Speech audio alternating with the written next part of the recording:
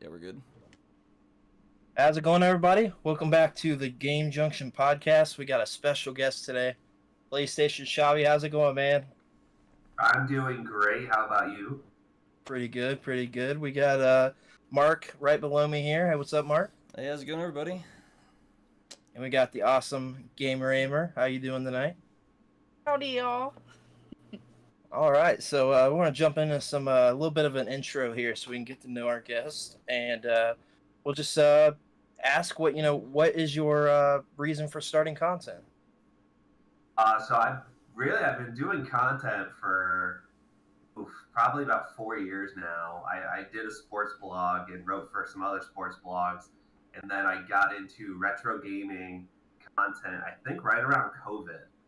Um, it was cool. I was like, why don't I just film all this cool stuff I have in my collection and find something that if I'm going to continue to do content that I'm actually really invested in. You know, I'm a big sports fan, but I love video games more. So it was just kind of that's how it started. I was like, this is fun for me if I want to do this, and it's been fun ever since. It's going on 3 years now. So It's awesome. Yeah, I love what you're doing. I love seeing your posts, your stories, your reels. Fun stuff for sure. yeah, it is a lot of fun. That's kind of my thing. Is like I just kind of post what I think is cool. Like I don't really kind of I follow stuff, but it's just more like I like to kind of post just like how I would post. I don't try to run by I don't want to say trends, but like I don't try to copy. I'm just like myself on the internet, like I would be if I was hanging out with my friends. So I feel like that, especially in streams I do, really resonates well with some of the people in the chats that I just kind of hang out with them and I'm just myself. That's the best way to be too. As long as you enjoy what you do, it's like you're never working. You know, if you enjoy it and you're having fun doing it, and you just keep at it and see where it goes from there. Yeah, exactly. It's kind of like when it stops being fun for me, then I'll stop doing it. But it's been fun for the last almost 3 years now, so I'm not stopping anytime soon. That's awesome. I love that. Yeah, it is fun for sure. We love what we're doing, and we love seeing the people thrive in the community, loving what they're doing, and it's more authentic to do it that way. Just be Yeah, yourself with the content. It is, and it's funny you say you like to see other people do good because it's like that's like I try to gas up a lot of people, in the community, and that's what's really nice about it is when I was doing sports blogs, it was very like cutthroat. It was like who could, get the most clicks and stuff. Whereas here, it's like you want to see everyone kind of succeed together. So it's kind of nice to be able to like, hey, check out this person, like you guys are more of a deep dive into the gaming community, whereas I feel like I'm very surface level. So it's like, hey, if you like what I do, but you want to get into more, check out Game Junction. It's just like it's nice that you can kind of pass the baton off to other people and kind of scratch that itch for people on the internet. Yeah, definitely. Yeah. I mean that's absolutely the way to be. I love seeing people that are bringing each other up, that are supporting other creators. I mean, if you're doing anything in this community, it's awesome to see like how they grow, the connections that people make. That like you get connected to one person you'd have no idea you'd ever even talk to if you weren't in this community, and like all these people all over the country and world that you get to know. It's super cool. And that's what's awesome. Is like I knew my friend. I have friends that are retro gamers with me. We call ourselves like the Three Amigos. We always hang out. We talk retro video games. Then once I started posting more about it on TikTok and Instagram and all that, and just seeing how many people like are in the same boat as us, whereas they love the old games. It was like I said, it was just mind blowing, and it was awesome to see. It really is. I know we all love to see it, and just having like the podcast platform, just the people we all get to meet, like Mark and Gamer Aimer may not have known some of these people, and we all get connected, and we just build each other up. I mean, that's really what it's all about. You build those connections, and you want to help these people grow as well as yourself. So I hear that. Definitely, it's nice to meet new people, learn new things you didn't know, get new exposure to different things, different games, and everything like that. Definitely is a good experience. Say the Yeah, that's one of the funnest things about doing streams. Sorry, I didn't mean to cut you off there. It's just like people recommend stuff to you too, so it's like Yeah. you get to learn more about other games. Like they're like, hey, if you like this, check out this, and it's really cool. Or like, hey, you missed this when you're playing this thing. Go back here. Like, Oh, extra yeah. reminder. I've gotten roasted so many times for like if I'm playing a game on a stream and I do something just terribly wrong. They're like, yeah, you mangled that so badly. Like you need to go back and hit like restart. Mark knows all about that. Just accept it, move on. I'm terrible at some games. It is what it is. Mark gets like both the most support with the streaming and also like the weirdest stuff at the same time. Like where it's they give him a hard time about stuff, but I think he also gets like some super big. I think we all do, but he just gets like some extra big support with streaming, and it's cool to do something like that because there's people that are only interested in streaming that may not watch other content, even have TikTok or Instagram. Like we see different people come in and out of just streams. There's people that are just on the YouTube. Like it's cool to do different types of content and bring all these people in. So Yeah, it definitely is. Like as far as like posting videos on TikTok, you'll see a certain amount of people, like you said, and just follow that, and they'll just hit like and move on. But streams, you get people that are in there, like, oh, I got the notification, like I'm in here, passing you up, or just saying like what's up. So yeah, it is really nice to have like kind of all those different avenues of people that will support you or just want to hang out. Just interact, Yeah. chill. yeah, Mark, I think you can attest to this too. You almost even get some of the most like loyal people in some of those streams. I see them come through every time with streams sometimes, and it's like you got some of the same people that keep coming back, keep supporting you, even if they're playing a game they might not like. They're like, hey, I'm popping and give you some support. oh yeah.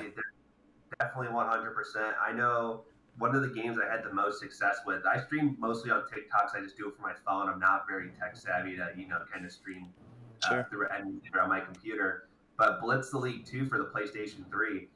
You just see tons of people that I've never seen before in streams that would just flock to this game.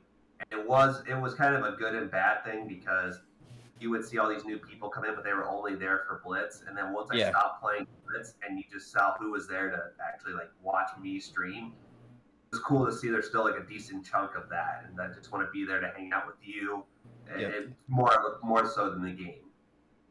Yeah, it's like that community and the like the personal interactions kind of going through with different streamers and getting like everyone together just to support you. That's like the best part. Yeah, 100% is. Yeah, you get kind of like a streams are a little less, they're not as filtered as videos or content. So you're getting like a live experience, so it's a little bit different, kind of like the podcast. It's sort of the same thing. You're getting like a more, I wouldn't say real version of you because nobody's being fake here, but you just get more of a, yeah, sure. I mean, you get the good and the bad. Not chopping up this bad taste. You're like, all right, let me chop this out. This was bad. Let's refilm it. Right. Yeah, that's how when I film TikToks, I have it like written out beforehand, and I do so many takes. But like you said on the lives, you're just kind of unfiltered, just kind of off the cuff. They get a lot more authentic view of how you really are. Like you said, if you mess something up, you can't just cut it out. They'll either roast you for it, or they'll be like, cool.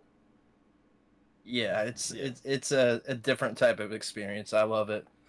So what's kind of kept you driven? You said 4 years of making content. What's kind of kept you driven for these 4 years? Is it just the content itself? Is there, is it the communities that you just absolutely love making content? It's a little bit of both. It's definitely fun. Like I said, I'll keep doing it until it stops being fun. And then just kind of seeing the growth with, like my TikTok especially.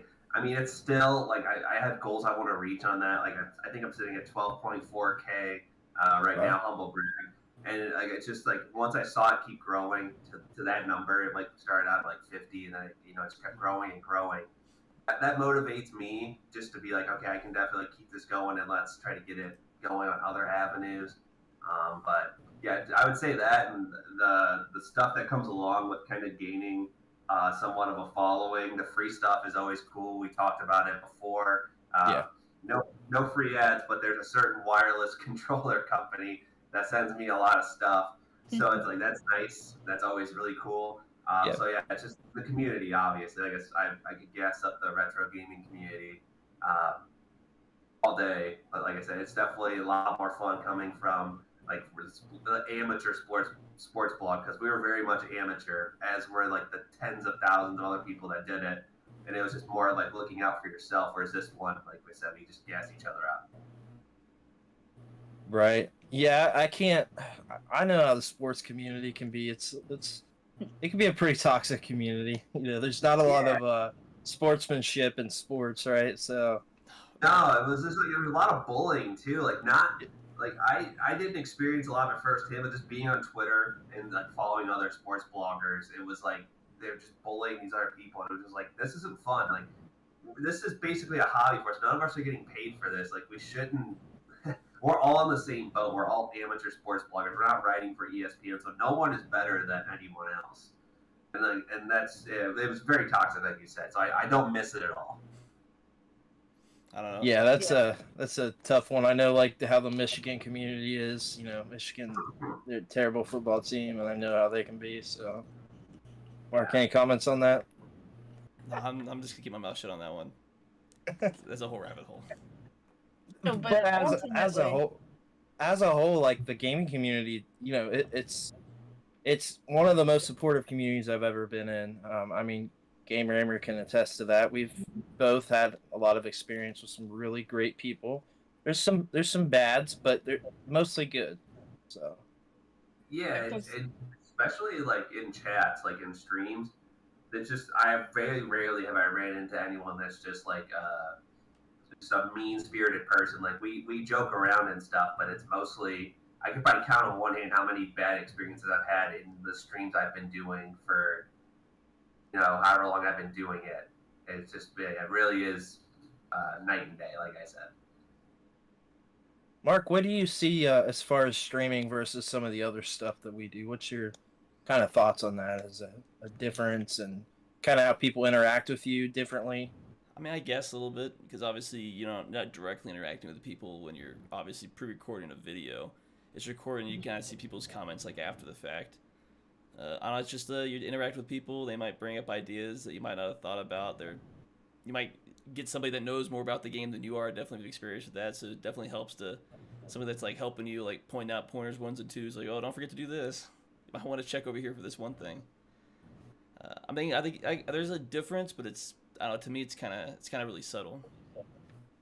It's kind of like you get people that tune in if you're playing, especially a game from their younger years. Yeah.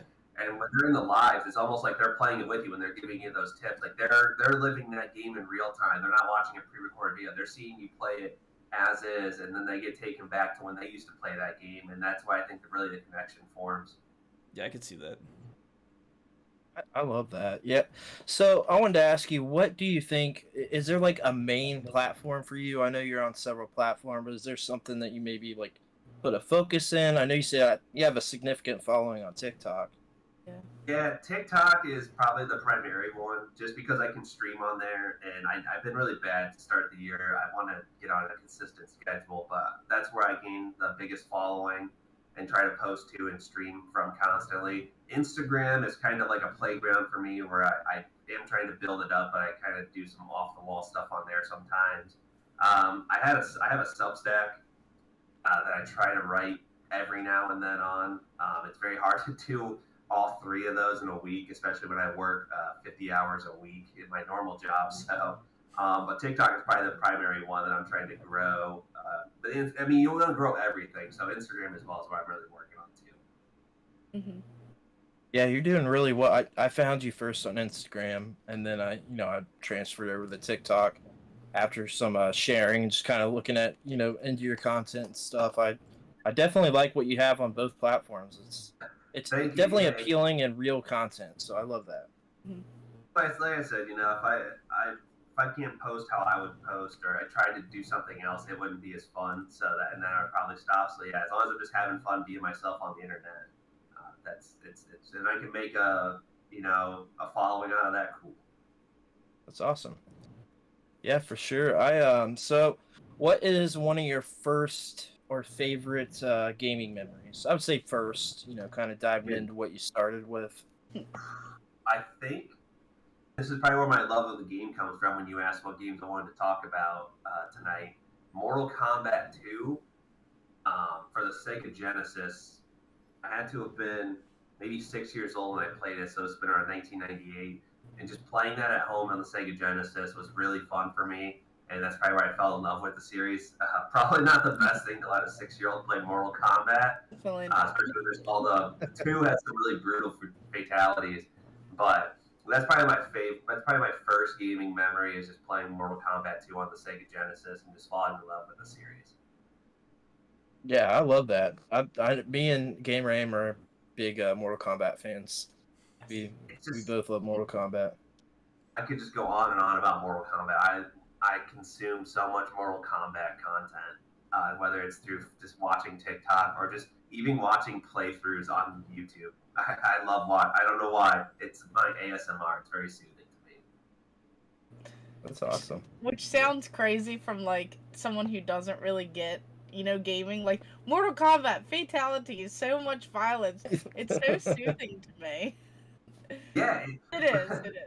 It is, especially if you play if you watch the older games because they were just so cheesy with the sounds. Like, yes, it's a very violent video game, but it's almost kind of comical how over the top and how cheesy it is. So that's where the soothing part comes in. I definitely agree. I love it too. I grew up, I guess, at like a younger age, and maybe I wasn't allowed to play the games, but I would watch my older cousins, and they would sneak me the controller type of thing. So, I got to play it at a young age too, and I loved it. I fell in love with like the different characters, the different moves, just everything about it, and it was just something that kind of like drew me in. So I'm definitely right there with you. Yeah, it's just there's such a deep lore to it, and even if you just take all the stuff at face value from like the older arcade games, even then like it's still very engaging to me, and I just it's why I still watch and it's that stuff and play it. Was it almost 30 years old? 30 years old the series is this year, or it was last year. That's why it still keeps me interested. That's definitely good. Yeah, Mortal Kombat 2 was my first arcade game I played, and then weirdly, Mortal Kombat 1 was the second one I played.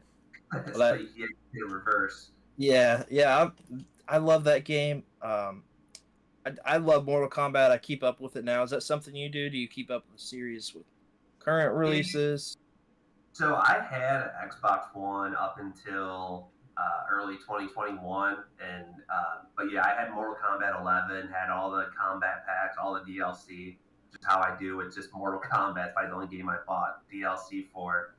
But yeah, I kept up with the series, anticipating Mortal Kombat 12's announcement that I can get a new system. To eagerly wait for that. But yeah, I played up to Mortal Kombat 11 and the Aftermath DLC. I love all of it. Like I said, big Mortal Kombat fan. What are some of your favorite characters to play through? So I'm gonna say for the newest one, I would say most for X and 11. Johnny Cage's combos for me were very easy to learn, so I always loved playing as Johnny Cage. But as DLC, I love Rambo, and he came out from Mortal Kombat 11. It was very fun to play as, and those are probably for the newer generation. That's probably my favorite character to play as is Johnny Cage. I was a big Baraka fan and Cyrax fan back in the 2D era, from like Mortal Kombat 2 up to Mortal Kombat Trilogy. Love Baraka and Cyrax. That's awesome. Yeah, with 11 for sure. I don't know. I enjoy RoboCop. I think he's pretty cool. Rambo's definitely cool too, though. I think all the DLC characters they have for 11's pretty cool. I played 11 pretty late because I did not have a PS4 for a long time. I got an Xbox One just 2 years before I got the Series X, so I had to go back and play Mortal Kombat 10, but the DLC they put in those games was really cool. I played through like Aftermath. The story's really cool for that. Really enjoyed that. It was a bummer if you lost the fight against Shang Tsung, because then the whole world basically explodes into an army. Shang Tsung runs the place, but I'm really interested if when they do MK12, if they do the Great Kung Lao story. I'd like to see them go back in time to one of the older tournaments with Liu Kang as the new Elder God that watches over Earthrealm. I'm really excited to see where they go there. Mm-hmm. For sure. Did you catch the latest Mortal Kombat movie by chance? Oh yeah, so that was what 2021 came out Yeah. on HBO Max because it wasn't in theaters because of COVID. Yeah, I loved it. I know a lot of people hate that movie that are hardcore MMA Mortal Kombat fans. Sorry, I was watching a bunch of UFC last night, but yeah, I don't get the hate for the movie. Like they made a big budget box office, was supposed to be a big box office hit. Like they cannot do like very niche things. They have to kind of make it for the casual viewer to come in and watch Mortal Kombat. And even as a hardcore or Mortal Kombat fan, did it again. I love the movie. I love the fatalities. I love the kind of very basic storyline and the kind of the world building they did for that. So I'm really excited to see where they go. I assume it wasn't as bad as the two from the 90s. Listen here, Mark. I like that in Annihilation. I'm nostalgic for those movies. I'm pretty sure they're considered terrible movies, but to each their They own. are. Cheese they very fest. much are. Especially Annihilation is probably considered one of the worst movies ever made, and I'll agree with you there. But the nostalgia, just going back and seeing how cheesy it is, it makes for a great viewing. Like it's a horrible movie. As long as you go in knowing that, you're gonna enjoy it. Just kind of you're going into watching a bad movie so you can somewhat enjoy it. Yeah, it's a cheese fest. I mean, I don't think it's a good movie, but I'm nostalgic for it. I thought the new movie was good. I liked the new movie. I don't get the hate either. Goro in that was awesome. I thought he was really cool. Yeah, I mean, I can see where people are coming from. Like, I get, like, there were some things that I didn't like about it, but when you look at it, like I said, is that they were trying to do some world building and make it appealing to a casual audience who maybe wouldn't know about Mortal Kombat or how deep the lore is. I get it. So it's like, would I like to see them kind of stick to, maybe not killing off Goro or maybe not having Cole Young in it? Yeah, but I understand why they did it. Yeah. Game Rammer, did you watch that new Mortal Kombat? I'm a little bit behind. Ugh. I know, that's very disappointing, I know. I'm gonna watch that this week. I liked it. I thought it was pretty cool. Did you happen to pick up the I know they announced a new one. Did you happen to pick up the Arcade 1-Up Mortal Kombat unit? I want to. My gaming budget is nice, but it's not nice enough where I think I could just drop $600 I think it is. So I want it. I've seen it. I do want it because I saw that they put the regular Mortal Kombat 3 in there. Yes. And I love the original MK3. Obviously, Ultimate's the better one, but I would love to have an arcade perfect port of MK3. So yeah, it's gonna be on my wish list for quite some time. I think the new unit is just Mortal Kombat 3 with online. Is that right? Or am I maybe seen things differently? I know that they have one coming out with online play. I don't remember if the other one did or not. I saw the Legacy Edition for Midway. They have, I think, Mortal Kombat 1, 2, and 3, Ultimate Mortal Kombat 3, and then like 15 other games on there from Midway. I think is what I saw. That's the one I was looking at. Nice. Yeah, I really like Mortal Kombat 3 Ultimate. The base game's fine as well, but I'm super nostalgic for Ultimate. I never played just the base game as a kid, so. So it's funny, on a stream, I think it was 2 Fridays ago, I played Ultimate Mortal Kombat 3, and my whole thing was, come watch me beat Mortal Kombat, or see if I can beat Mortal Kombat. You know how the arcade, you played Mortal Kombat 2, so you know how hard the arcade edition is. It was basically made like any arcade game in the 90s to eat your quarters and just be so cheap. So I'm thinking, okay, I can probably get like an hour and a half out of this of just streaming myself trying to beat Mortal Kombat 3. And it took me 20 minutes. It's the first time I've ever gone all the way through. Whoa.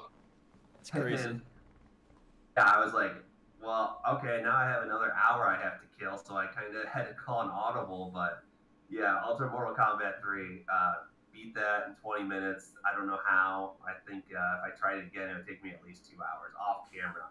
So I can put a camera up, then it doesn't go to plan, but Of course That's not. awesome. Never I gonna go love again. that. Those games are so cheap. If you They go are. through and watch playthroughs or just go experience like an arcade port of the game, they know what you're gonna do as soon as you press the button. They have a counter ready to mess you up. It sucks. I get why they did it, but it's like, come on, you're killing me here. They just wanted to take those quarters from kids. That's what they wanted to do. Did you happen to ever play Street Fighter, the movie, the game?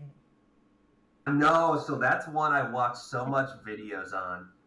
I watch so I've watched like the history of it, and then I watch playthroughs, and I just love how Capcom saw how horrible the arcade version was, and they're like, no, we're gonna make a less horrible version for the home consoles. Yeah. Like that was just so funny to me.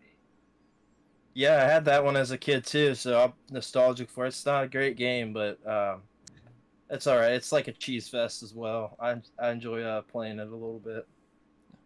But that's why I love Mortal Kombat, especially the 2D era. Like they had digitized graphics, and plenty of other fighting games had digitized graphics back in the day. But they did it to where that wasn't like the whole selling point. I feel like with Street Fighter, the movie, the game, it was like, oh, you're gonna play Jean-Claude Van Damme in a game. Like that's how we're selling it. There wasn't like a whole lot of cool stuff behind it. Whereas Mortal Kombat 1, 2, and 3, it was like we're sending you to Outworld. We're sending the Netherrealm people to Earthrealm to invade. Like just the whole world they built in those first 3 games. Like it was cool to see real people in the game, but you stayed because the art was just so cool in that game, and that's why I still stick around to this day and love the old ones. It's like there's so much cool art and design and storytelling in those first 3.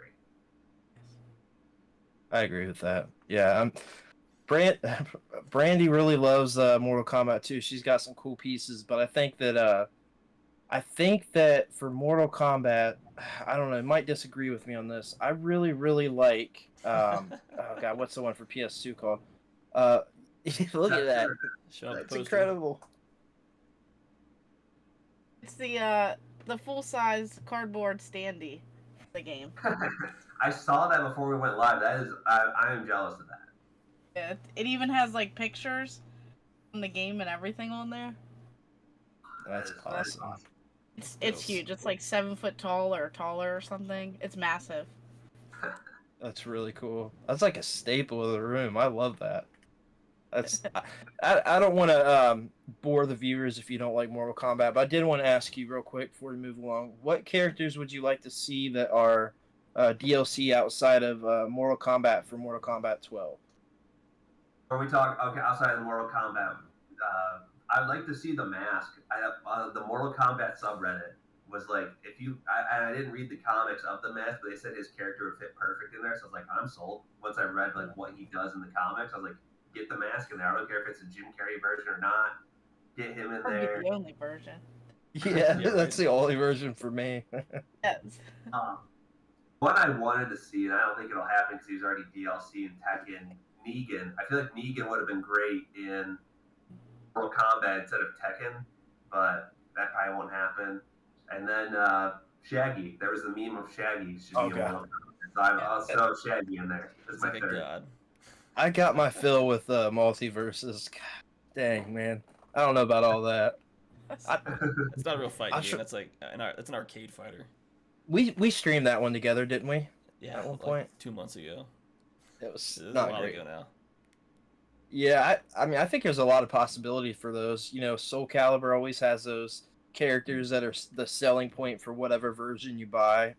Like the Star Wars characters and, you know, Link and Soul Calibur 2. And I think, man, there's just so many things that can fit well in there. I think, like, having, like, Alien and Predator might be pretty cool. There's a lot of options for that. I think they have their options out there if they really want to try to get. I know Ash Williams was supposed to be an MK11, and that didn't work out. So hopefully they would get that sorted out for MK12. Yeah, that'd be great for sure. So what? We talked about some of your gaming memories with consoles. What would you say is like your favorite console and or handheld? So I know I go by PlayStation Chavy. Some of my favorite memories on on a handheld console was the Game Boy Color. So I would obviously Yes. PlayStation is probably one. Let's go two is going to be the Game Boy Color, just because there were so many games that I played on road trips as a kid. One I played in particular that I was happy I got a complete copy of was Rats, which is the little platformer for the Game Boy Color. It's a pretty fun game. The Pokemon, obviously. Mm-hmm. The Game Boy Color is probably my favorite console behind the PlayStation 1, 2, and 3, obviously. That's awesome. Yeah, Game Boy Color, I go back and forth, but generally it's usually my favorite system of all time as well. It's like the system I played the most throughout my entire life. It's a system I go back to the most. You know, I've got my EverDrive. I'm still always finding new games I've never tried for it. There's so many. And I think it had, pretty expansive and kind of overlooked library. I feel like, to me, I feel like the original Game Boy gets a little more love than the Color. And, people are always like, it's the same thing with just Color, but it's really not. It is more powerful hardware, so. Yeah, it was like basically playing the NES on a handheld, which was cool. Obviously, the graphics are outdated. Like you're seeing one other one I played was WrestleMania 2000, and it's like, yeah, they look nothing like they do at the time, but this is pretty powerful because 10 years ago, this would have been something you could only play on an NES. Exactly. Yep. I think Game Boy Color had a lot to offer. Me and Mark, man, we played the Game Boy Color so much growing up. But I think I'd lean more towards probably the mixture of the Advance / SP into the DS, just because at least the early DS and the Advance had the backwards compatibility all the way, so I could play more games. Plus, a lot of the games I really liked, as far as like some of the SNES games, started being ported over to the Game Boy Advance and stuff like that. So that's why I lean more as far as like handhelds for some of my favorite ones, probably towards that. I get that. I have a SP right now, and it's like, yeah, it's just cool to be able to play Advance and then backwards capability with the normal Game Boy and then the Game Boy Color. So yeah, no, it's a good console. Yeah, like they're all good consoles. It's just the added. It's like the more, at least up until the first gen of the DS, it's like it's backwards compatible for so many gens. It's hard to, at least for me, to not want to take this just because the ability to play such a bigger library at that point. But that's how I look at it. As a collector, I'm like, yeah, I'd love to get a line Game Boy Color that I had as a kid, but I can just pay $100, which is what I did for my SP, and I can play all the games on there and have it all in one. Just because you guys all have. Can I curse? I can say the A word. I don't know how that goes, or no, it's fine. I don't know what that is. S. Oh yeah, you're fine. Yeah, you're good. No, you're okay. On platforms, I don't know how it'll go, but you guys all have like kick-ass setups where it's like you guys can fit a lot of stuff in there. And I am working in my house. I have the washer and dryer also in my game room, so it's like I don't have the room to store games like you guys do yet. So it's like I kind of have to ball on a budget sort of, so that the SP works out better than just getting a color and only being able to play 2 games on there. I get that. If you want the real space saver, let me recommend this. Get the Pico boot done with your GameCube. If you do that, it's super cheap. You can get it done under $30. Get the GBA Mini, and that'll give you access to all the GameCube games. But with that, EverDrive also gives you access to original Game Boy, Game Boy Color, GBA, and you can also do NES and Genesis on it as well. So you get like 8 systems and legitimately playing it on your GameCube. It's pretty cool stuff. I'll have to do that because right now I'm sitting at like over 300 PS2 games, and almost all of them are complete. So I have like no room where I'm storing them right now for new games. But I still buy them. I just don't know where I'm going to put them. Yeah, go on the shelf to the side. Figure that out later.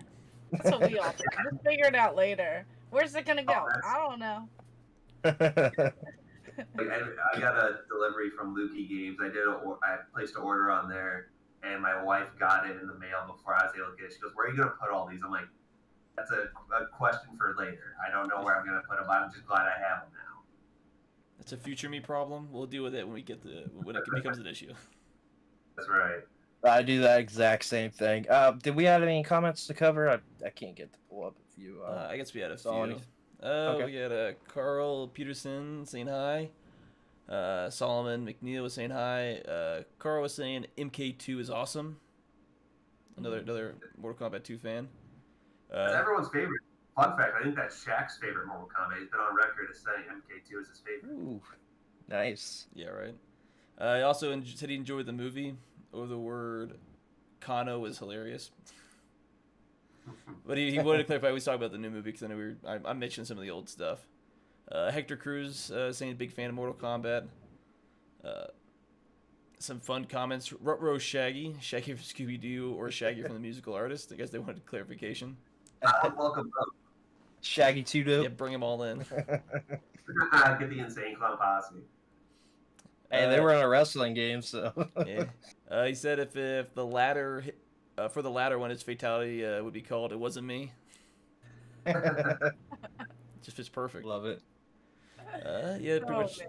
Yeah. Then we had Joshua over from the Facebook was saying hi. Sorry, guess he got it. Lost track of time while he's at work, but yeah, I think it's pretty caught up right there. Hey, no worries at all. So we'll talk about. I know we've gotten to talk.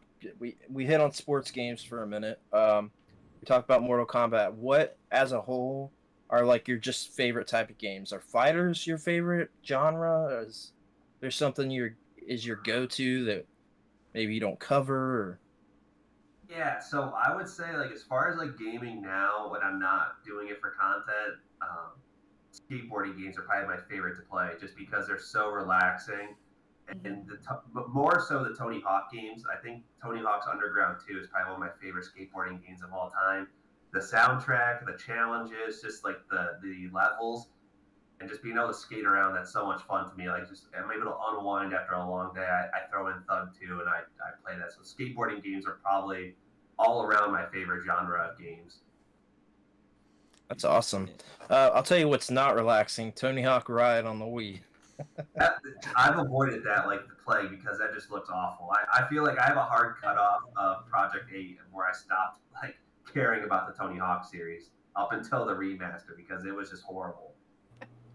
Did you get any of the like the portables? Because there was like American Wasteland on the DS and I think it's called Downhill Jam or something. I got both of those when I was a kid. Avoided them. I knew Downhill Jam wasn't as fun. But I heard it's American Skateland, I think they called it. That was alright. Yeah, that game's kind of, I don't know. I haven't gone back to it. I know I liked American Wasteland as a kid, or maybe it's called Skateland. I'm sorry. Whatever one it was, there was one of them I liked as a kid, but I know I went back and tried the Downhill Jam, and that game is like terrible. It felt like super generic game, like not even worth anybody's time.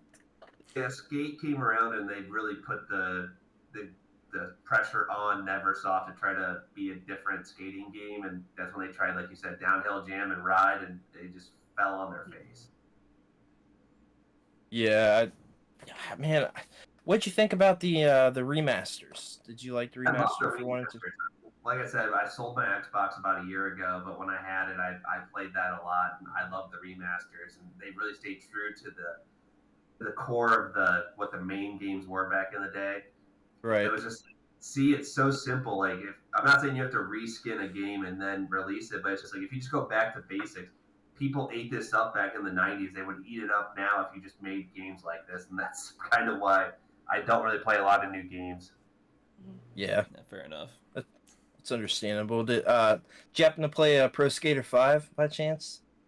No, so I kind of took a break from gaming when that came out, but I watched videos on it, and I was like, man, this just looks like a hot mess. It was basically just an unfinished game. Yeah. But I want to collect it. I saw they released it for the PS3, so I am going to try to find that next convention I go to. I'm going to try to find a copy of that I can buy. It's pretty bad. Game Raymer, Mark, you guys have any experience with any of the Tony Hawk games? So Like I 20 loved years them ago? growing up, but the fifth one, I put it in my system. It broke it. No, like the game didn't work. It wouldn't load. Just like errored out, and it was completely sealed. I brought it back to GameStop, and they said, "Well, you opened it. We can't take it back." I lost it. I bought it day one, and I wanted to play it, and it was broke. Oh, that's You crap. buy it for 60, and then they'll be like, "We'll give you 10 back for it," and then they'll sell it for 50. Yeah, right. I'm so thankful I didn't buy that new. It was so frustrating. No, I was gonna Yeah. say it's been like 20 years since I played. I never owned one myself, but I remember definitely like playing it at like a friend's house or something like that. I don't know if it was you or somebody else, but I don't know. I never got into the Tony Hawk games personally. I had it on 64. It was that yellow cartridge. We played it over here a little bit. I can't. Is that 1 or 2? That's the yellow card. I can't remember. 2. Okay. First one was a blue cartridge. Blue, yeah. So blue is the first one. So I got both of those. They were like a little bit after they came out. But yeah, we played a little bit of those. I don't think at that point in time I was super big into them. I think as a teenager I got probably more into them at that point. But I know it's not. Soundtracks. Yeah. Best soundtracks ever. So good. Yeah, I know I was gonna say it's not somewhat similar, but I do remember there was a game that kind of had like a stunt type mode. It seems like it was modeled off it for the 64. It's like Rush 2049. I know on that they had an extra mode where you just you're just in like a somewhat like a park, but it's designed for like a car, so you would do kind of something similar like tricks. I know it's not the same, but that's like the closest type of game that I could remember playing for that like matches up with that. Hit a 900 in a Chevy Cavalier. Pretty cool. Yeah. 2049 was also a blue cart, right? I think I have or had that. I think. I don't know. I don't think it was regular color or not. Okay. Yeah, I remember playing that one. It had like a skill shot mode where you can go up ramps and stuff in the park and do it's pretty much like a giant stuff. park designed for a car to do it. You got little wings, you can spin your car around. There's like little coins, like collectible coins you got to collect that are kind of fairly hard to get to because you have to like hit a very specific ramp or a stunt at a very specific angle and just land it just right.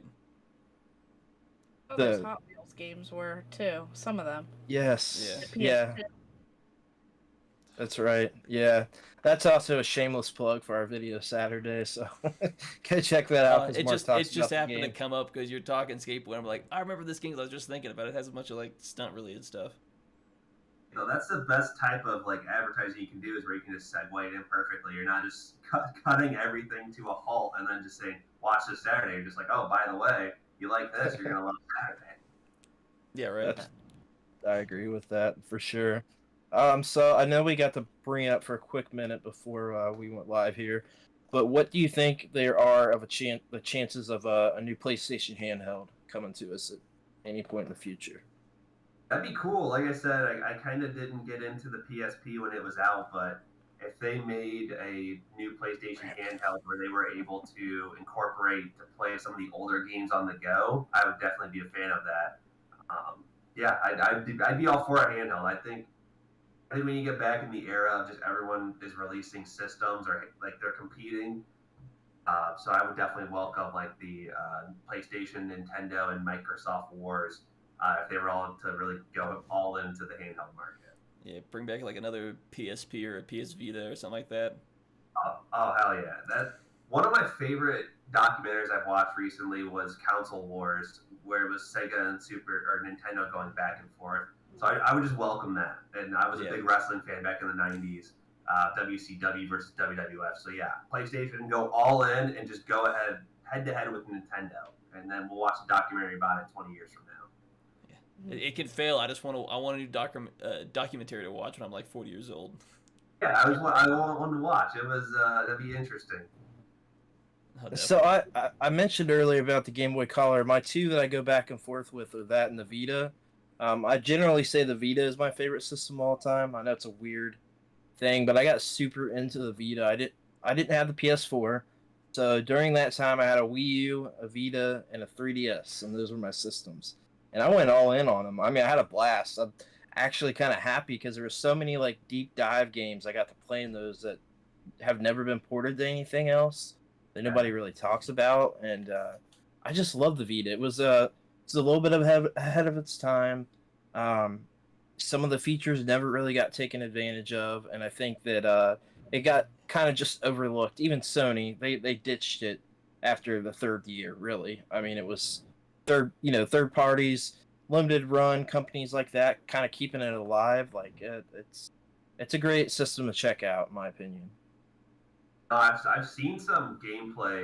Again, I go back to Mortal Kombat because it's one of my favorite series. If I watch videos, it's usually on that. But the PS Vita edition, Yes. actually for a handheld, the graphics didn't look bad for It's the great. Vita. That's what I'm saying. Like it's cool to see. It was probably ahead of its time, of course, with handheld graphics. But yeah, I mean, I just really wish that would have got some more love.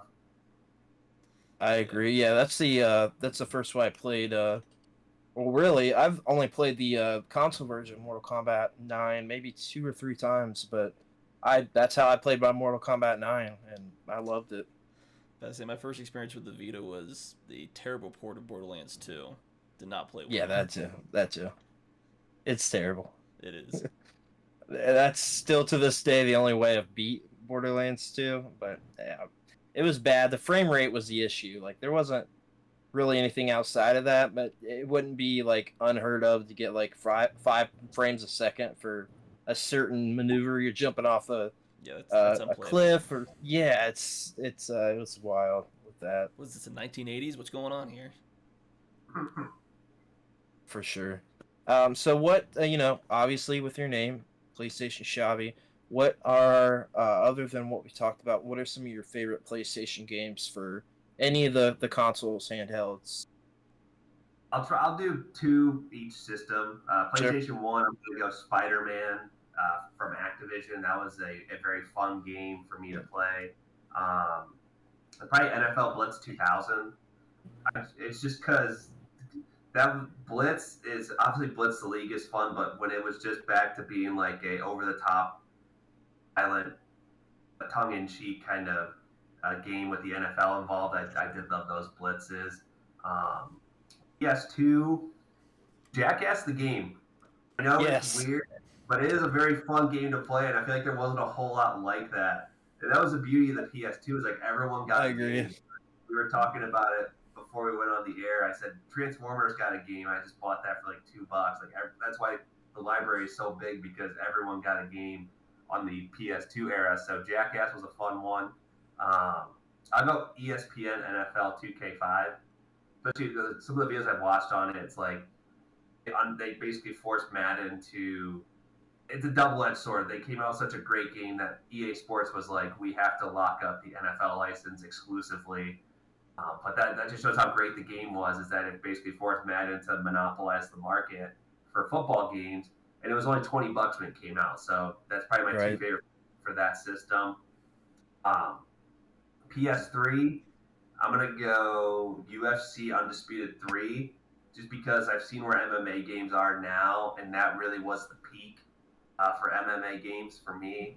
And I go Tekken Tag 2. That's probably one of my other favorites I go to a lot. I love Tekken is probably my second favorite video game series behind Mortal Kombat. And I love the fighting genre. So Tekken Tag 2, having everyone in there and updated if they haven't been in the game for a while was pretty cool to see.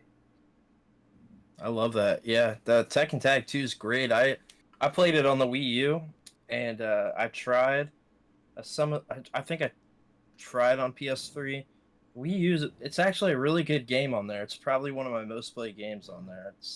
I would not have expected that. That's pretty cool to hear. Yeah, it's great. Yeah, online was great for it. I mean, it had.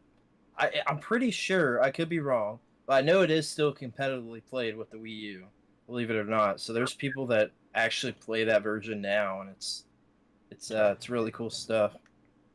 Awesome. Before we dive into our news now, I'm going to go ahead and acknowledge some comments.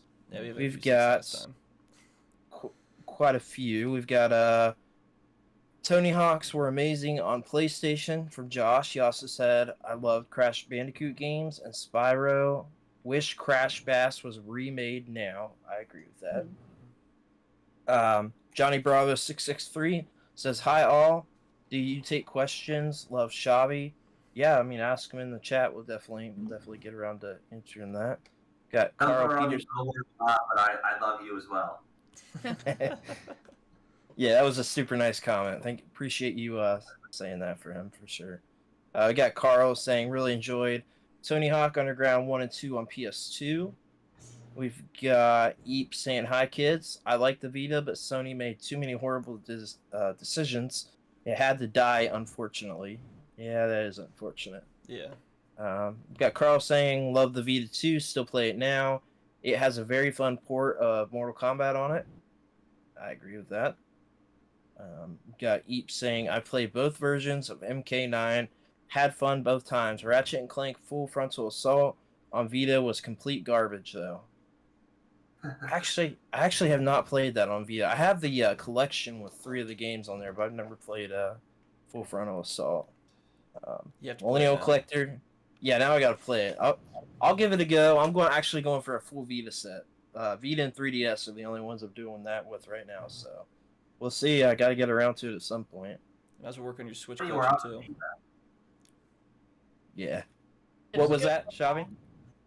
How many games were released for the Vita? Like, do you have a pretty uphill I've- battle with that? I've got a lot of the bigger titles. I've got the most expensive, the Persona 4 Golden. I worked out a trade, and I also got a really good deal on that in 2020. There is a game, I cannot remember what it's called. It's not technically part of the full release library, but it's oh god, what is it? I think it's Binding of Isaac got a Vita release, but it never actually released to the public. So there's some copies out there, and they go for several $1,000s. So It's crazy. other than that, yeah, it's that would be the biggest one. I don't know about that anytime soon, but I'm definitely trying to collect all of them. I love the Vita, so I only do that for stuff I love now. There's nothing else I really care about having a complete collection or anything like that right now, anyway. We've got Millennial Collector said Vita is just an amazing handheld to play. Love that OLED screen on the Model 1. I agree with that. Great screen. Johnny Bravo says you guys are amazing. Please keep it up. Thank you. Appreciate that. Eep says Jackass is a wonderful game. Check out the special features on the Jackass 2.5 DVD for the making of the documentary. And says, I have the OLED. A friend has a lesser screen. It has a huge difference. There is a massive difference between the two models. We've got Hector Cruz here saying, Tony Hawk Pro Skater 3 was my game back in the day. Retro Rob says, what's up, y'all? Hector says, always use the cheat and infinitely did the front grind and unlimited flips. Good times. Why not? Hey, whatever makes it fun for you. So we'll go ahead and dive into some of the news here this week. We've got Star Wars Jedi Survivor has been delayed to April 28th. What do you guys think about that? Unexpected, expected? Do we know how long, what was the original release date for it? Do we remember? It was supposed to come out mid-March, somewhere mid-March. So So not a big deal. Got pushed back about a month. I mean, hopefully it's a sign of they're just they want the extra time to polish up the game a little bit. Yeah. I mean, I think that's a good thing, in my opinion. What do you guys think? Delay over issues? Mm-hmm. Yeah, I mean, that's the hope. Probably still going to be issues, but yeah, if they're going to delay to get the major ones out of the way, that's probably the best bet. Yeah, I know that the first game, I can't remember having major issues on launch. I didn't play it right away. Yeah, I didn't play it. You know, Mark, either. if there was... I didn't play it at launch, but I don't remember running into any major issues. I thought it played fairly well. I got it within a month or two of coming out, I believe. It's a while back now, but it played well when I got it. Yeah, for EA, I think it was pretty polished, so I was actually surprised about that game. It's an awesome game. It's really, really fun. Oh, yeah. I quit caring about Star Wars games really a long time ago, and this is the only one I've jumped back into in a long time, and it was actually really fun. It's the first one since, the original Battlefront 2. Yeah, exactly. It's a whole 15-year gap of games. I was kind of eh. Yeah, it was kind of the same way, you know. I just didn't care. It wasn't holding my attention anymore.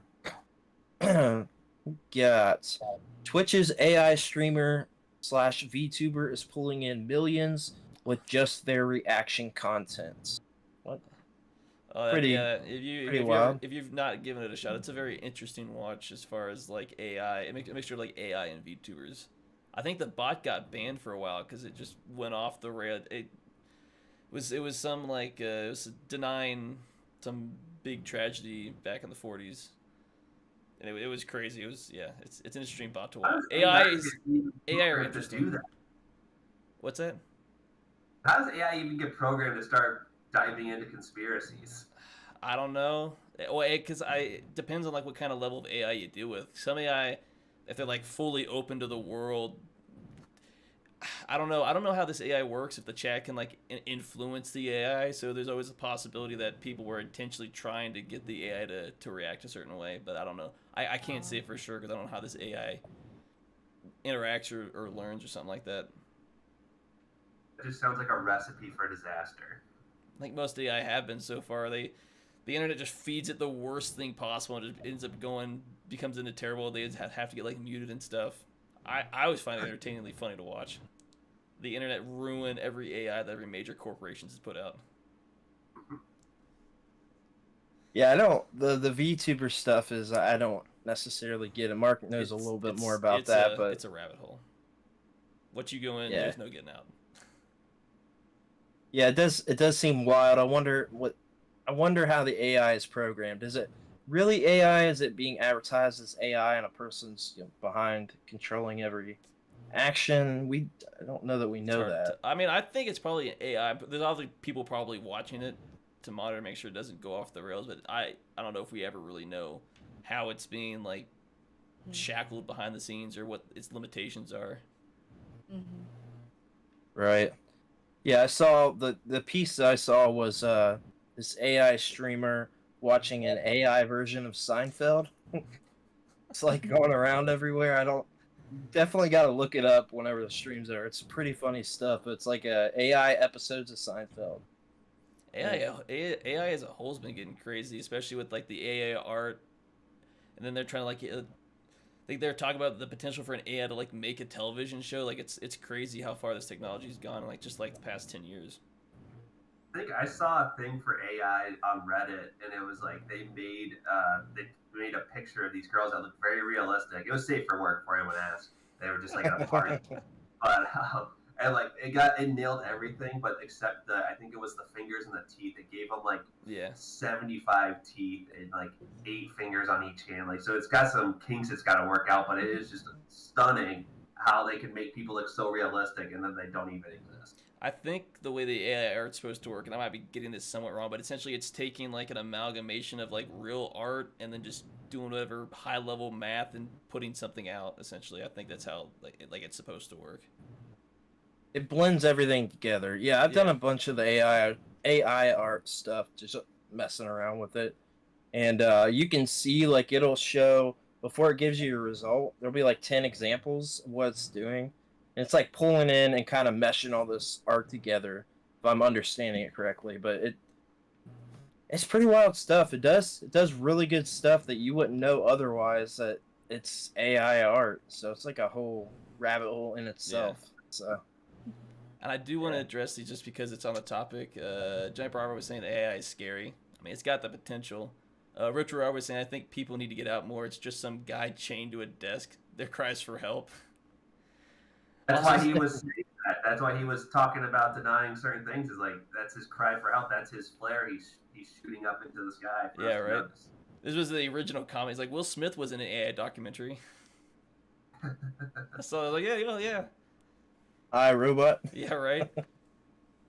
Love it. So we actually did a video on this week, but I did want to bring it up here to see if there's anybody else that had anything to say. We got a little bit more information and some community, I guess, backlash. Netflix showed their teaser posters for the live-action One Piece, and it's kind of got the internet going crazy about it. I saw some stuff from Reddit, some stuff from Facebook, but with their botched Cowboy Bebop that they did and Death Note and all those other things, what do you think about that, Mark? I think it's got the potential to be, as far as like the anime adaptations goes, to be better, because it definitely looks like they've got the original creator. I'm gonna butcher his first name, but Oda seems to be as on as like an executive director. And apparently they've been working on it for, I think I saw somebody mention something about potentially like 6 years now they've been working on this. So they've been working on it for a while. So the hope is that, if you have the original creator on board and he's heavily involved, that this might actually turn out well. Don't know it's supposedly got a decently high budget, so at this point it's just kind of like a wait and see, hope for the best at the very least. This genre is kind of outside my expertise, especially with the Cowboy Bebop remake for Netflix. I know I brought up earlier with Mortal Kombat where they try to broaden the content to make it where everyone can enjoy it.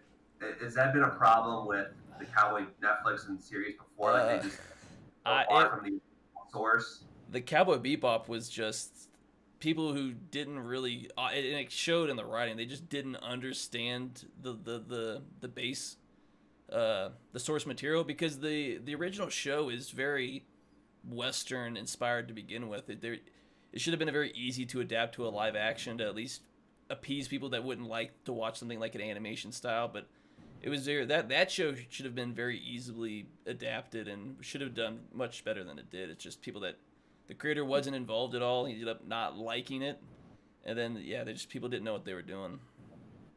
And obviously the bulk of the backlash comes from people who like the source material and then heavily criticized it. Which it's such a double-edged sword. Like if you're going to deviate so far from the source material, you at least got to make it like a watchable show where people are going to at least enjoy it. And I don't know how The Last of Us is doing with the source material, but at least it's like such a good show that people may nitpick it, but it's not going to be the total discussion of the show. Like it's a good show, but they could have done this.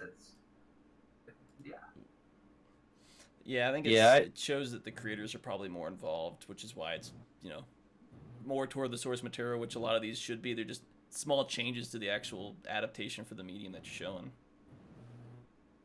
For sure. Yeah. While we've got it brought up, Brandy, what's some of your thoughts on Last of Us so far? I think you're the only one that's watched any of it. So yes, I'm up to date on it.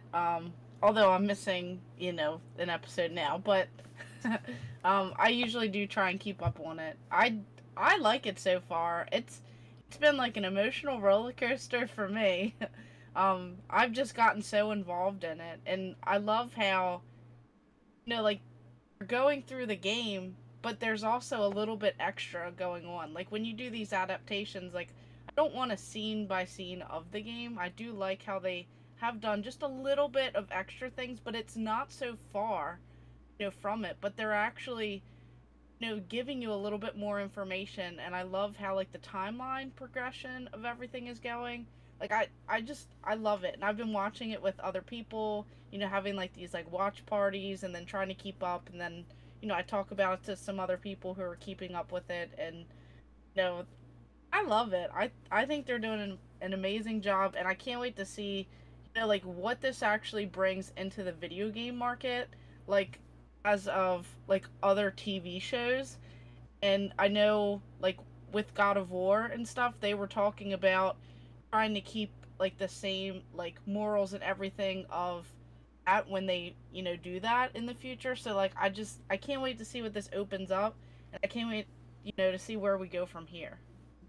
Yeah, I know you're talking about that. It just seems like if the only chance for these games or series to be adapted to like live action, you need the original creators to be involved, or else the original people just don't have the same vision or the same like maybe not the same love for it. So to bring on like the original creators of these shows or people that are currently in charge of them would definitely help improve the overall product. Yes, I agree. That's what I'm worried about. So Twisted Metal is supposed to have a show come out on Peacock, but they haven't had the original creator involved with it since the game came out for the PS3. So I'm really, that's a sacred video game series to me. So I'm very interested to see if they stay true to the source material or if they just go completely do a hard left into something else and it ends up being a hot mess. Was there even a story to Twisted Metal? Yeah. Yeah, so I don't remember there being a story. I just remember the sweet tooth from that game at this point. How dare you? I played it. I haven't played this game in well over 10 years. I don't remember anything from the game. Yeah, there's definitely a story. I gotta say, I think they could do that right, but I wonder how they would do that. It's such a weird like game style to adapt. Like sure the story's there, but at the end of the day it's like, a battle royale car smashing fighting game that like I don't know how it would work, but I'd love to see some stuff on Sweet Tooth. I love the character. in my head was you should do a 10 episode season, and you have 9 different drivers in it. Each episode focuses on a driver and their backstory, and then kind of does a little progression into the tournament. And then the 10th episode is the tournament playing out. You see who wins. That's actually a really good idea. Yeah, I like that. Watch it. If Peacock steals that for the second season, if it gets picked up, we know where they were watching the Game Junction. Yeah. You better get paid for that too. Right. Well, since we're always gassing each other up, you guys will get some cuts of that too.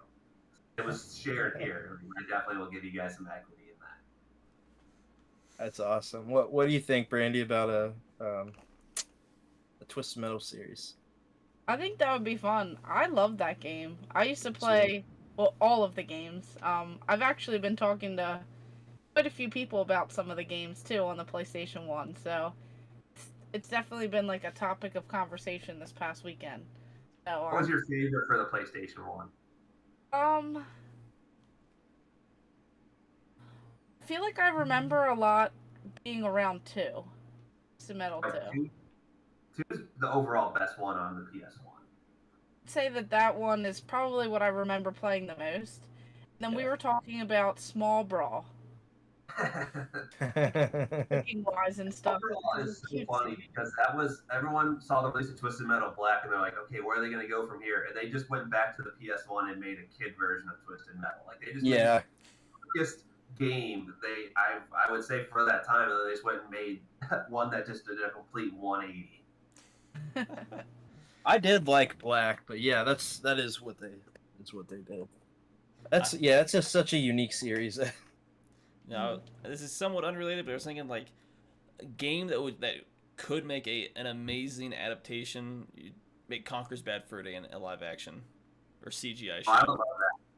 I would love Dude, that. I'm all in on that. Humor, I love Conker. that'd be entertaining. I love Conker. I love me some toilet humor. This is also off topic. Do any of you guys like Fur Fighters? You guys play that? Any of you? That sounds familiar. Was that, no, I was gonna say, was that the game that we saw that they like advertised like the Game Awards, or is that a different game? No, this is there was only ever one. It was on the PS2. I believe it was PS2. Oh yeah, never mind. I was thinking a completely different game. Yeah. So they got brought up a rumor about them doing like a remake of that not too long ago, and I think that those style games like that, there's like that and Whacked, and what's the Cell game on PS2? It's driving instead of like on foot, but it's the same concept.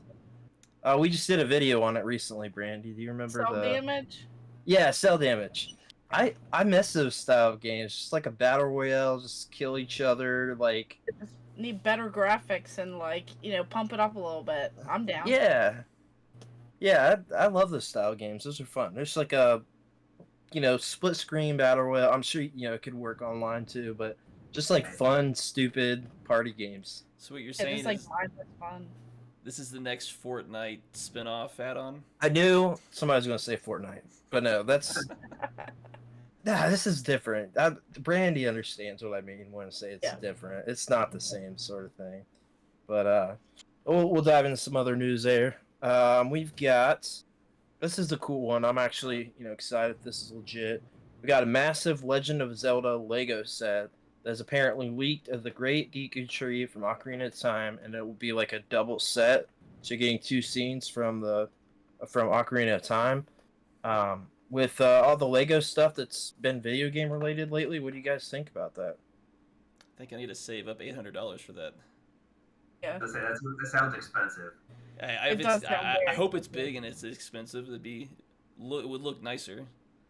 Yeah, Lego's so expensive. They're nailing it though. Like everything that I've seen at like my buddy's house who collects them, and I want to get a bunch of the those NES sets. and the Atari. I really want those. Oh, Yeah, those look really nice. And then even the like block.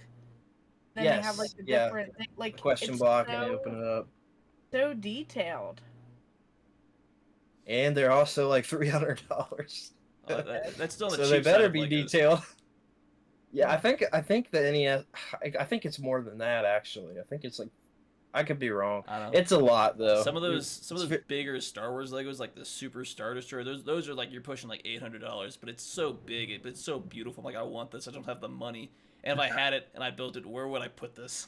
It's all one gray color too. There's not even like any variation. But it still looks amazing with all that gray. It does, man. I don't know if it looks amazing enough for the money. I think to it me is. Anyway. Because you Pretty have wild the enjoyment of putting it together, and then it's essentially like a shelf piece, and you just keep buying more and more. I don't know, Lego Star Wars is like sounds like video games. It's like a crutch for me. Sounds exactly like Too many expensive hobbies. I Yeah. just don't know. That's why I had to cut out. See, I was doing, I collected toys, movies, all the adjacent stuff for years and years and years until 2020. I was like, listen, there's too many games. There's not enough time to enjoy all these other things. I'm like, do I want something? Nothing wrong with this either, because I did it for many years. But do I want something that's going to sit on the shelf, or do I want something I can actually use and interact with? If I've got to pick or choose. Why not both? Like, well, okay, so you see this here. I don't actually have hardly any room. I know Chavy said that earlier about the room. This is all I have. This is the room I have. This little side of the room. I don't have any additional space for anything. So anything else I have is in boxes and totes, and I can't do anything with it, and it's sad, and I think about it every day of my life. So. And I hear that, and I go, challenge accepted. Where can I take over next? I will buy the wood and build my own shed or add on to the house. I love put it. it in my car now, I'll figure it out later. I did want to acknowledge we got a... Oh, sorry, Brandy, go ahead. I was just saying, exactly. Go through some of these comments we've got right here. We've got Johnny Bravo said Terminator, what we were talking about earlier.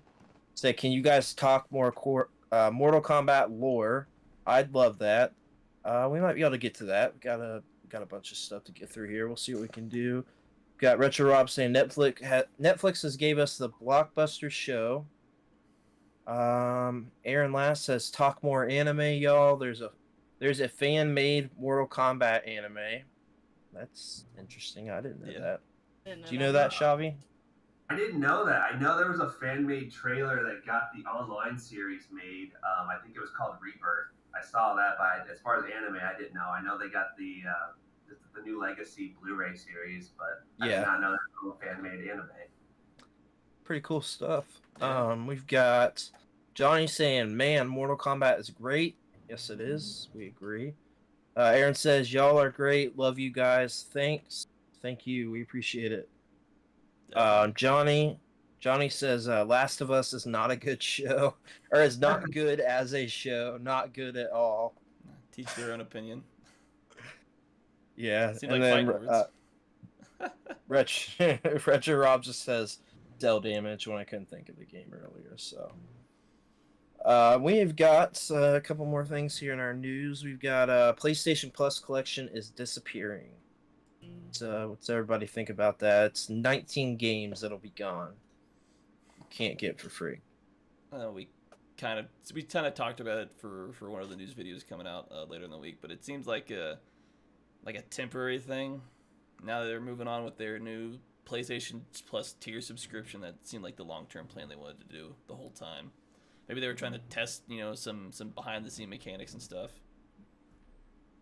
Yeah. Yeah, I mean, I don't want to go too deep into it since we have a video for it coming out, but I think it was just like a filler spot for the PS5 because when that launched, there wasn't very many games. They're like, here's 19 games for free. These all have next-gen patches and upgrades. Play these, and this will hold you over until we got some more games coming out, essentially. So I saw it as a temporary thing from the get-go, so I'm not surprised at all. I honestly thought it would have only been for like 2020, so like a month or two. Oh, yeah, it's expected. It's digital. We've got Nintendo wins Joy-Con lawsuits. What's everybody think about that with this drift? Yeah, I think stuff? from what I was reading was that a judge, I think do whatever they do, toss it out or whatever, pretty much saying you all agreed to the terms of service or something along the lines of that, so get screwed. what was it? What's the TLDR on this? I'm kind of out of the loop. Essentially, I think there was, I don't know who brought up the lawsuit, but there was a lawsuit brought up against Nintendo with the whole Joy-Con drift thing.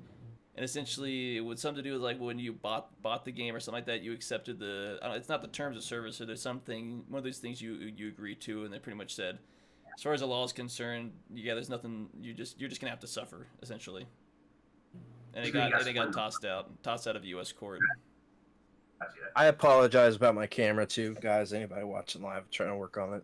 Yeah, so pretty much at the end of the day, Nintendo wins on that front as far as not having to shell out any money for it or have to care. So if you have a defunct or a broken controller moving forward, send it in and get fixed or buy a new one. That's pretty much going to be the the answer moving forward from if you deal with like precedents in the courts and stuff like that. I think it was like a class action lawsuit, right? That's probably what it was. As far as like, hey, we're representing everybody as a whole that bought a Switch and has had these issues. That would make the most sense. Yeah, I mean, drift has been a thing since like 360 and PS3. Like you had the capability of getting drift in those. I have repaired 360 controllers with drift. They're in both the PS5 DualSense and the Series X controllers, and the expensive Elite 2 controller for the Xbox is more prone to it than the standard controller. So it's like a industry standard at this point, which you're gonna use the cheapest material, which is gonna break down faster than more long term. But to them, use a cheap material, it's more likely to break. That's more potential money since you're gonna have to buy a new controller. So there's no incentive to make a controller that's gonna work for 10 years. Yeah, it is. I agree. There's already been reports of people getting drift in the DualSense Edge controllers that just came out, and those are almost $300 controllers. So yeah, it's obviously a pretty big issue, which is kind of crazy that a $300 controller can get drift like that so easy in a matter of a few weeks. So insane.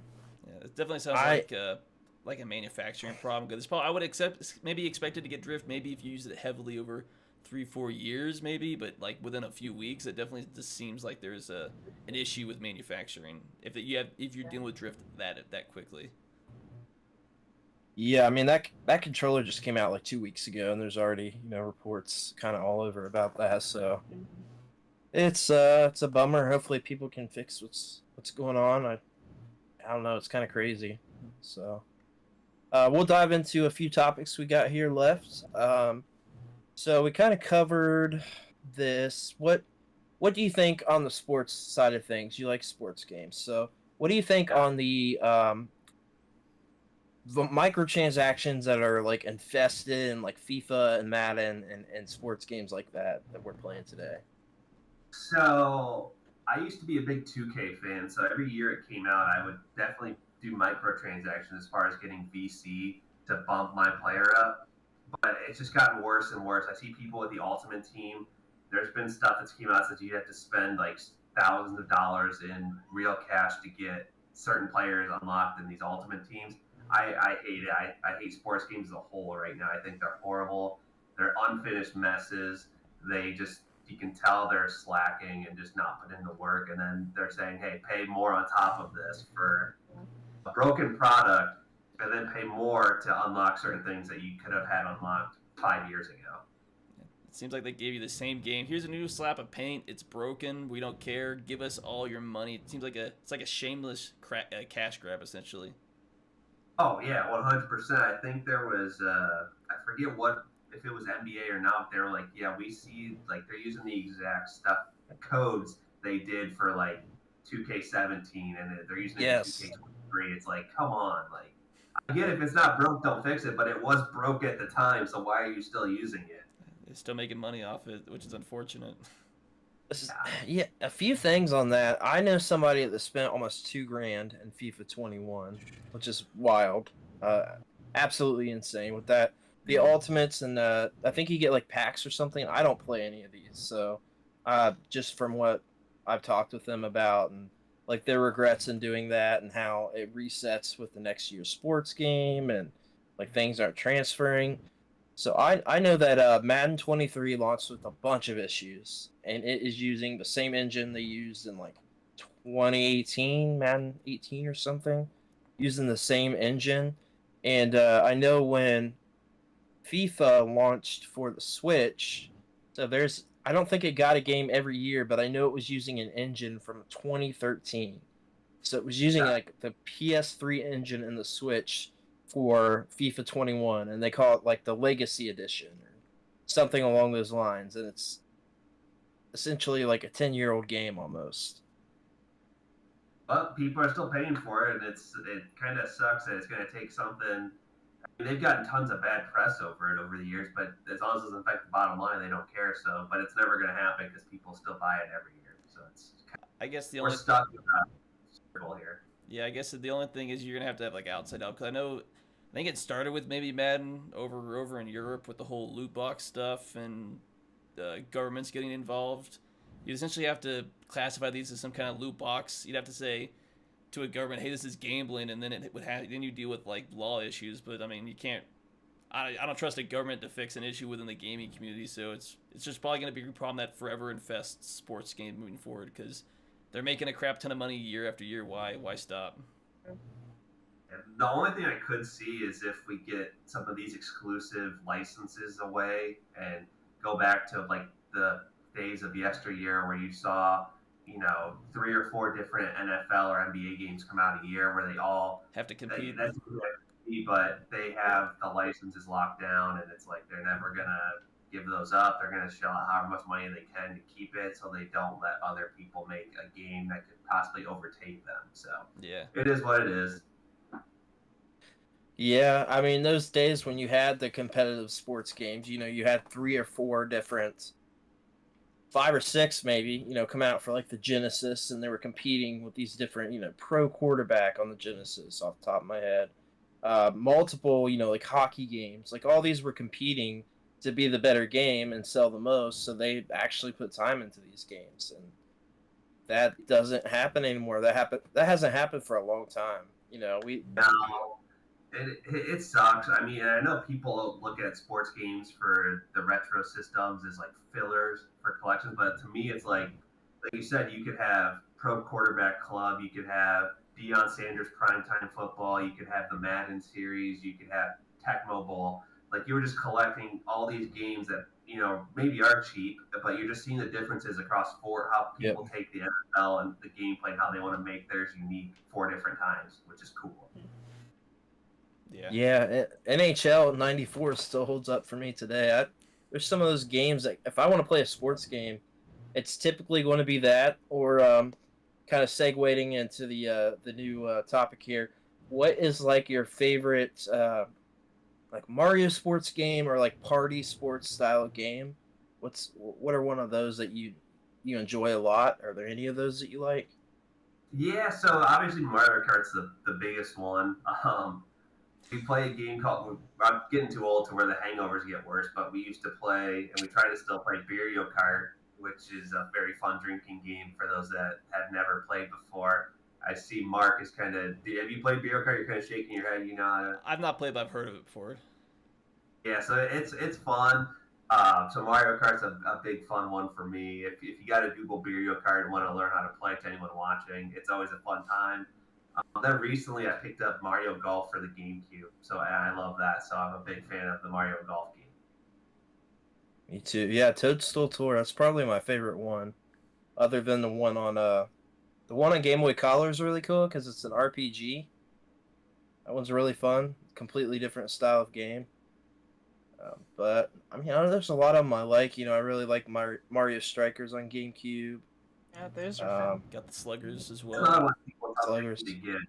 It's very expensive, so it's like it's an uphill battle to try to find a cheap version of Mario Strikers complete. So Yeah. I'm just gonna have to bite the bullet and get an expensive one. Seems like their most popular sports game was the Strikers game. For whatever reason, it was a really fun game to play. I agree. Yeah, there's a lot of them. There was like I really liked Mario Hoops 3-on-3, which was a basketball game for the DS. There was like Mario Sports Mix, where you got like 4 or 5 different sports in the game, which was really fun. So Mario there's a lot of- Tennis. Yes, which is my favorite Mario sports games myself. Are you talking for the N64? I'm talking all of them for Any of me. them. Me and my buddy Tom, shout out Tom, he has Mario Tennis, and I used to just want to rage quit playing Mario Tennis on the N64. We were just getting mollywalked by the computer on easy. That's awesome. Yeah, the only tennis one I can think I don't care for is the one for Wii U, and that's just because it's like super bare bones. There's like nothing to it. There's nothing to keep you playing. There's not a story mode. There's like hardly any extra modes. There's like nothing to it. But other than that, I really like the one on GameCube. The one on Switch, Aces, is pretty good too. I like it. They added updates to it. What is it? The Virtual Boy? Oh yeah. You don't like Yes, Red? yes. I've got my little baby sitting right here for the Virtual Boy. I still gotta get an SD card in it. The best one. I don't know about that. It's fun, but it's definitely not the best one. Kidding. That's as bare bones as it gets. Yeah, there's nothing to that game. Just red. A lot of red. Yeah, just a lot of red. Love it. Let me hit a couple comments here. We just got Retro Rob says, it's Nintendo. They don't care. People will still support them, and they know it. Sports game developers also don't care because they know they will still buy and support. That's true. Obviously, they're going to continue to do that. Yeah, unfortunately, there are a ton of suckers out there, and greed always wins. Retro Rob says, Wii Bowling and Mario Kart. I love Wii Sports, personally. Mm-hmm. Carl says, NHL 95 on PC is still one of my favorite games. Same with FIFA 96. Yeah, those are when sports games were good for me, myself. Super Strikers on Wii is so much fun. We've got, I can't read the name. I think it's Chasen. Says, shout out to Army Man. She's awesome. Amy Man? I'm not sure what that means, but yeah. So appreciate it. We've got a rumor next week, or sometime early this week. They're saying that we're going to be having the Nintendo Direct, and also that we're going to get like a shadow drop from the new Advance Wars. What's everybody thinking on that? Anything? Would love to have a Direct. It's been a while. I'm hungry for it. I think I misspelled that. But it's all a rumor, so who really knows at the end of the day? At the end of the day, I can speak. I swear. Yeah. Yeah, there's a lot they could announce and talk about for sure. Yeah, it's what do you consider, Chavy? What do you think is the best Mortal Kombat game, and what is your favorite character? The best game is probably Mortal Kombat Deception. Love that game. Yeah, that's probably the best overall game. My favorite is probably MK Trilogy because it had all the characters in it up to that point in the 2D era. GameCom version, right? Love that GameCom version. That was, oh man, I had the PlayStation version and I hated the loading times growing up of how bad it was when you played Mortal Kombat Trilogy and you couldn't morph Shang Tsung without having something just start loading or possibly crash the game. Kind of touched on my favorite characters earlier. Kung Lao, Baraka, Cyrax, all those guys. I mean, there's really no bad MK gamer. Then there's only a handful of bad characters to me. So you really could say any of them are great, and I would probably agree with you. Yeah, I agree. I think favorite for me, that's a hard one. Probably, goodness, I don't know. I really like 9. I know it's not like necessarily a fan favorite. I would probably say overall it's got to be either Mortal Kombat 3 Ultimate or Mortal Kombat 10. Probably one of the two. I think those are, I love Mortal Kombat 2. Super nostalgic for it, but I think that 3 Ultimate holds up a lot better for me to go back to personally. That's me. What you think in Game Ramer? What's your favorite? I think I probably am most nostalgic for 2. But I kind of like playing some of like the like more recent ones. I don't know. It's just something about getting like a better graphics, a better gameplay, I guess. Yeah, for better or worse, we have such good graphics now. It almost there's no feeling of soothingness watching like current fatalities as ASMR because it's like I feel like I'm actually watching someone getting murdered. Because the graphics. Isn't that what we want? But yeah, it's still a fun game to watch, and the evolution of it from the 2D into what it is now has just been nothing short of great. I mean, how do you go crazier with the fatalities from 11? What else can you do with fatalities? I honestly don't know because there was some in there that made me physically uncomfortable. Most of them, like, ripping. I think it was Garrus had one where he punched someone into a wall of sand and then just started at their fingers and ripped their entire skin off of their body. Yeah, I don't know how they're going to do it for 12. Because they're always trying to one-up themselves. That's always been, like, Mortal Kombat's thing, is one-upping the fatalities. And I think when you just go from pulling somebody's entire head off and their spine coming out, like, how do you get more aggressive A few things come to mind, but it definitely would probably at that point reach into the NC-17 rating. Yeah, then it's like, oh, we might have to cut back on this. Yeah. You can always do worse, but it'd go way over the top. I think one of the quotes that stuck with me... Oh, sorry. You can go ahead.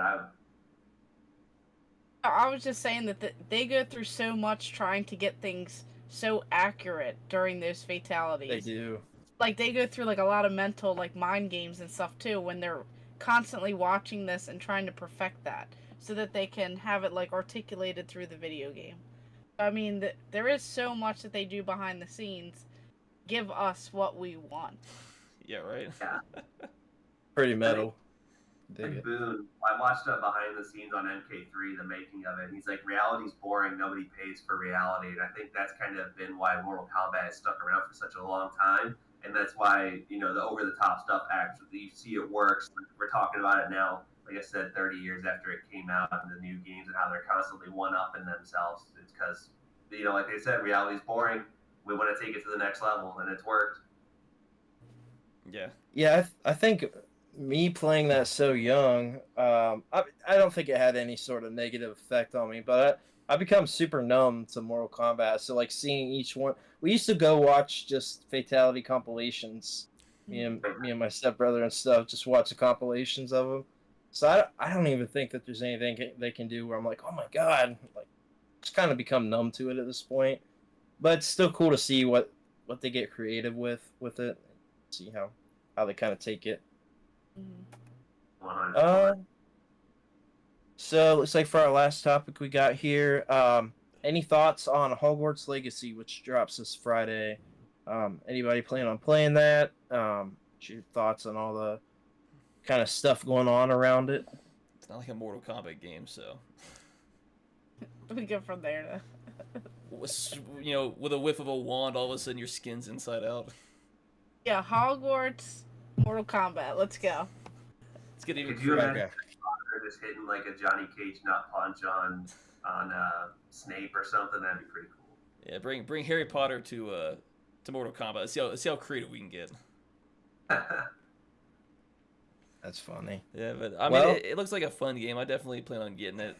Seems somewhat creative. I was even talking with my boss, and he wants to get it when it comes out too. It's like I've been looking at this game. It looks amazing. I want to get it. Me too. Yeah, I think me and you are gonna both try to stream it potentially. We'll see what happens. Yeah. We'll definitely be streaming it for sure. We'll see how it works, around with us. So, all right. Well, PlayStation Chavy, what can we plug for you? What do we got going on? Anything in the future? Just the socials. It's pretty simple. At PlayStation Chavy on Instagram and TikTok. I plug away on there, create content, and that's really all I have. I don't, I don't have any movies coming out. I feel like it's on late, there's a movie coming out or something. I don't. So just follow me on social media, and I promise you'll have fun. So. Yeah, I just want to say, as well as if you're watching on a site that has a description, we put your Linktree down in the description below as well. So. Awesome. Yep. We'll have you linked and tagged and everything. We appreciate having you on. great show tonight. We'll have to have you on again sometime, and yeah, we'll see you all later. The pleasure and thanks is all mine. For those of you that don't know, Game Junction reached out to me to come on here, so it's kind of cool to get that invitation to come on, and I'd love to come back on, and it worked out really well, so thank you guys. But all the thanks go to you guys. I'm not taking any thanks. You guys get all the thanks for having me on. We definitely appreciate thank you. We appreciate it for sure. Yes. All right, guys. We had a great show tonight. We appreciate y'all. Give a like, comment, subscribe down below wherever you're watching. Follow on Twitch, anywhere you're at. And we'll see you again next Sunday. Let's see y'all. Later.